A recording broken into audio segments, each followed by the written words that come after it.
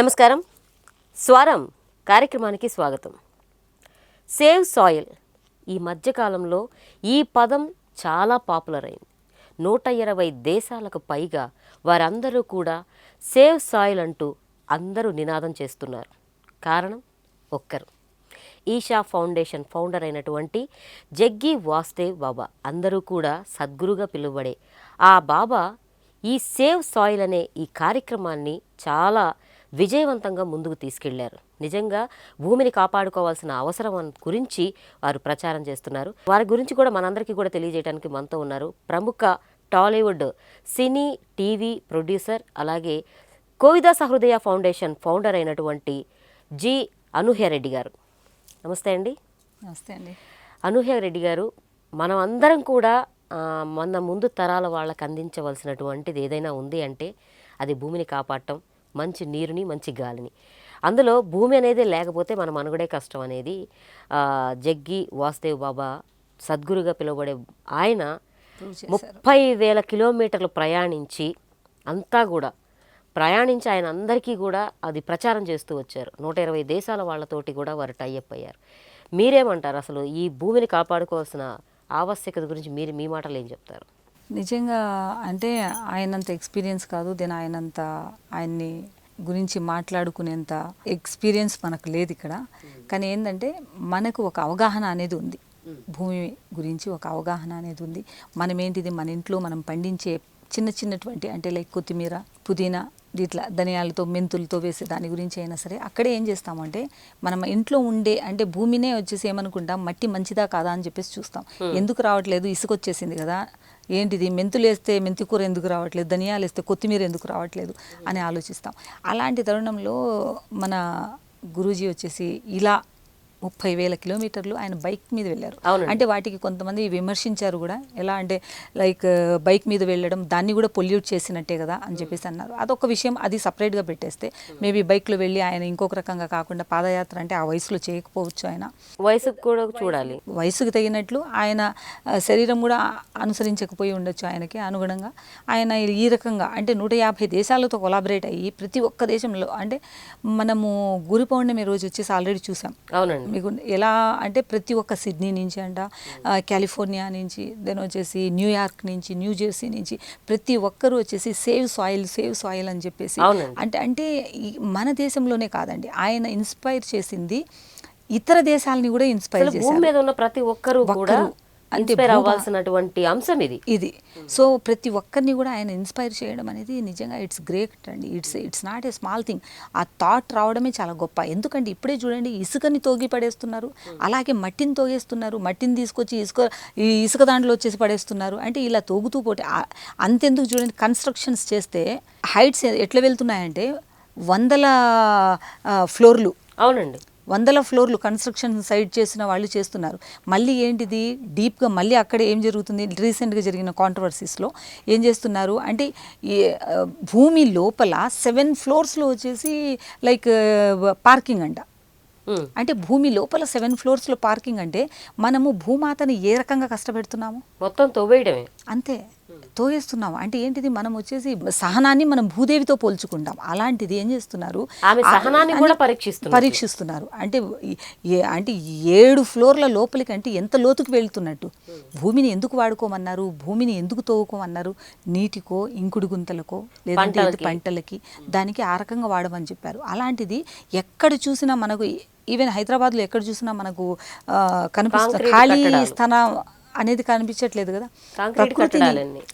ప్రకృతిని మనం ఏం చేస్తున్నామంటే చిన్నాభిన్నం చేస్తున్నాం, నాశనం చేస్తున్నాం. సో ఇలాంటి ఇనిషియేటివ్ థాట్స్తో ఆయన మనం ముందుకు రావడము, దెన్ ప్రతి ఒక్కరం సేవ్ సాయిల్ అనే దాన్ని కాన్సెప్ట్ని వచ్చేసి ప్రతి ఒక్కరు ఒక నినాదంగా తీసుకుని ముందుకు వెళ్తూ ఉండడం అనేది నిజంగా ఇట్స్ అప్రిషియేట్ అండి. మనం దానికి ఈ కాలంలో కూడా ఆయన అలా చేయడం అనేది మనం కూడా కొద్దిగా గర్వంగా ఫీల్ అవ్వాలి. ఎందుకంటే మన దేశం నుంచి మొదలు పెట్టారు. ఎగ్జాక్ట్లీ, మన దేశం నుంచి 150 దేశాలని వచ్చేసి ఆయన ప్రభావితం చేశారు. అంటే ఏ రేంజ్లో చేసింటారు చెప్పండి, ఎంత కష్టపడి ఉండొచ్చు, ప్లానింగ్ ఉంటుంది. ఎందుకంటే ఆయనకు ఒక రకమైనటువంటి అంటే ఒక గురువుగా ఆయనకు ఒక ఆదరణ ఉంది, ఆయన్ని పూజిస్తున్నారు ప్రతి ఒక్కరు ఆయన్ని వచ్చేసి గౌరవిస్తున్నారు.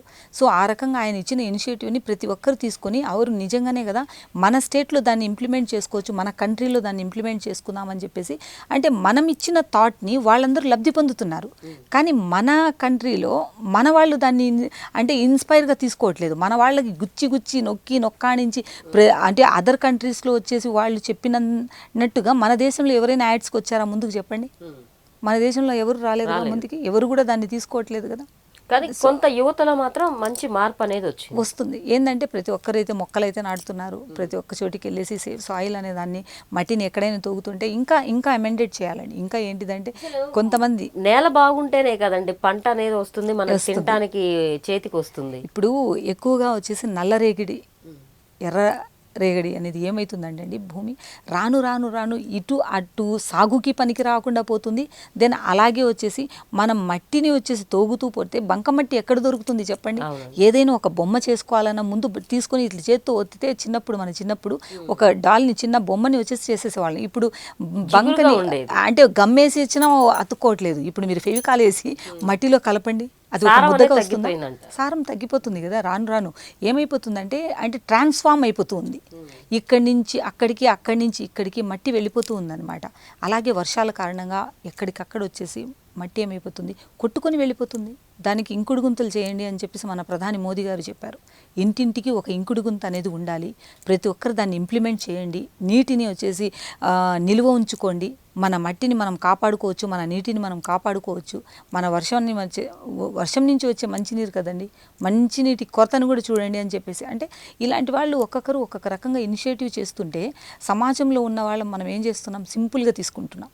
కొంతమంది దాన్ని ఇంప్లిమెంట్ చేస్తున్నారు, అందరూ చేయట్లేదు. కానీ ఇది ప్రతి ఒక్కరి బాధ్యత అండి. ఇది ఇదేంటంటే ఇట్స్ యాజ్ పర్ హ్యుమానిటేరియన్స్ గ్రౌండ్.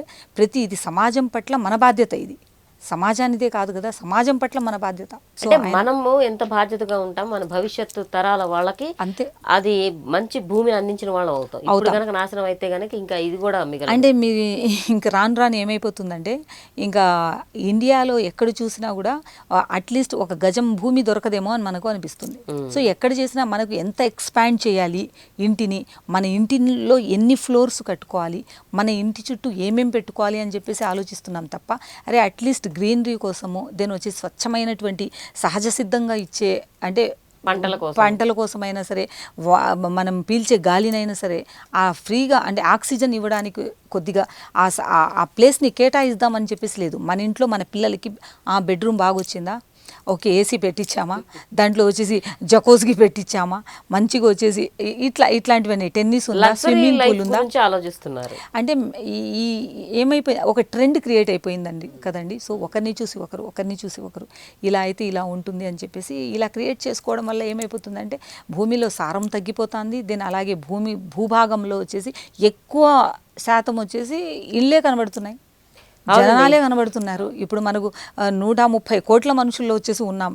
ఎక్కడ ఉంది చెప్పండి? అదే కాలిఫోర్నియా చూడండి, అక్కడ ఉండే జనాలు తక్కువైనా ఎంత విశాలంగా ఉంటుంది, అంత పెద్ద స్టేట్ అది. ఎటు వెళ్ళినా రోడ్లే కనబడవు మీకు, ఎటు వెళ్ళినా మన వాళ్ళు కూడా ఉంటారు. ఎక్కువగా వచ్చేసి అంటే అబ్రాడ్స్లో ఎక్కువ ఎలా ఉంటుందంటే అండి ఒక గ్యాప్ ఉంటుంది లేదంటే ఒక కమ్యూనిటీలోనే గ్యాప్ ఉంటుంది. ఇక్కడ మన కమ్యూనిటీకి ఒక గోడ అడ్డం ఉంటుంది. ఇక్కడ సింపుల్గా చెప్పాలంటే ఒక గోడ అడ్డం ఉంటుంది తప్ప కమ్యూనిటీస్లో ఇండివిజువల్ ప్రాబ్లమే కదండి. మరి అదే కదా, ఇప్పుడు జనాలు ఎక్కువ అవడంలో తప్పు కాదండి, కానీ దాన్ని ఉన్నదాన్ని మనం ఎలా రక్షించుకోవడంలో ఉండేది మన బాధ్యతగా తీసుకోవాలి అది. సో కొంతమందిని కూడా అందరికీ తెలిసిన విషయం ఇది, ఇంకా తెలియని వాళ్ళైతే ఇంకా తెలుసుకొని కొద్దిగా ముందుకు వస్తే బాగుంటుంది. అంటే విషయం అందరికీ తెలుసండి, కాకపోతే పట్టించుకునే అంత తీరిక ఓపిక రెండూ లేకుండా పోతున్నాయి. ఒకప్పుడు పల్లెటూరు చూస్తే చక్కగా ఇంత చిన్న గుడిసె వేసుకున్న ఇంటి చుట్టూ చక్కటి పూల మొక్కలు కూరగాయ మొక్కలు వేసుకుంటూ అక్కడ చాలా చక్కగా వాళ్ళకి కావాల్సిన పంట అనేది ఉండేది. ఇప్పుడు శిల్పి ఇప్పుడు ఎలా అయిపోతుందంటే మళ్ళీ ఈ ఏజ్ నుంచి చిన్నతనానికి వెళ్ళలేము దయచేసి. ఎందుకంటే ఇప్పుడు ఆ కాలం గురించి ఆలోచించుకుంటే మన కనకాంబరాలు చెండు మల్లెలు ఎట్లుండేటివి, మన ఇంటి ముందు సింపుల్గా చెప్పుకోవాలి చాలా అందంగా ఉండేవి. కనకాంబరంకి అవి ఉంటాయి కదా లైక్ లేయర్స్లో వచ్చి ఆ గింజ పడిపోతే ఆ చిటపట అని చెప్పేసి అట్లా పగిలేవన్నమాట.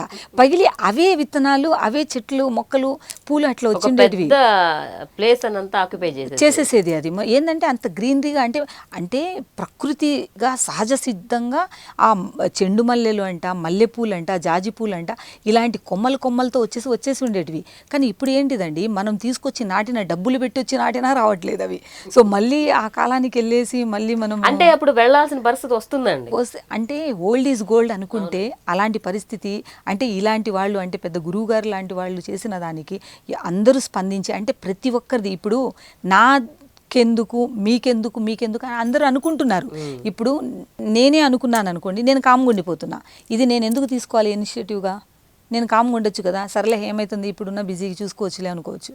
సో నేను అనుకున్నట్లు ఇంకెంతోమంది అనుకుంటున్నారు కదా, ఆ ఎంతమందిలో కొన్ని లక్షల మంది పోయి, కొన్ని కోట్ల మంది పోయాయి అంతే. అవన్నీ నడుస్తా ఉన్నాయి. ఇప్పుడేమో ఫామ్ హౌస్లు వచ్చినాయి. అప్పుడు పల్లెటూరులో ఇల్లు ఉండేది, ఇప్పుడు ఫామ్ హౌస్ల రూపంలో రకరకాల మార్పు వచ్చినాయి. ఫామ్ హౌస్ వరకే ఉన్నారు మీరు. ఫామ్ హౌస్ తో పాటు కంటైనర్స్ కూడా, హౌసెస్ కూడా వచ్చాయి తెలుసా. అంటే ఇప్పుడు జనాలు ఎక్కడ స్థలం వదిలి ఉన్నా కూడా ఆ స్థలాల్లో కట్టుకోలేకపోతే అట్లీస్ట్ ఇనుముతో కూడా కట్టేస్తున్నారు కదా. అంటే భూమికి భారమే కదా అది, ఆ స్ట్రెంత్ తట్టుకోవాలి కదా. అవునండి. ఆ సారాన్ని వచ్చేసి మనం ఏం చేస్తున్నాం, దానికి ఎంత కావాలో కెమికల్స్ అంతా వేసేసి ఆ స్ట్రెంత్ని పెంచేస్తున్నాం, పునాదుల్ని గట్టిగా చేసేస్తున్నాం. గట్టి చేస్తే ఏమైపోతుంది, అక్కడికి నిస్సారం అయిపోతుంది భూమి. కరెక్ట్ అండి. భూమిని కాపాడుకోవాల్సిన బాధ్యత ప్రతి ఒక్కరి, భూమి మీద పుట్టినటువంటి ప్రతి ఒక్కరి బాధ్యత, అందులోనూ మనుషులది ముఖ్యంగా చెప్పాలండి. అంతే. థ్యాంక్ యూ అండి, థ్యాంక్ యూ సో మచ్. విన్నారు కదండి, సేవ్ సాయిల్ అనే పదం చిన్నగా ఉన్నా అందులో ఉన్నటువంటి పరమార్థం మాత్రం చాలా పెద్దది. ఎందుకంటే ప్రతి ఒక్కరూ కూడా ఖచ్చితంగా వారి బాధ్యతగా ఈ భూమిని కాపాడుకోవాలి, భవిష్యత్ తరాలకు అందించాలి. ఇది సద్గురు మనందరికీ కూడా, మళ్ళీ అందరికీ కూడా తెలిసేలా చేస్తూ ఉన్నారు. Save soil. మళ్ళీ స్వరం కార్యక్రమంలో కలుసుకుందాం. నమస్తే.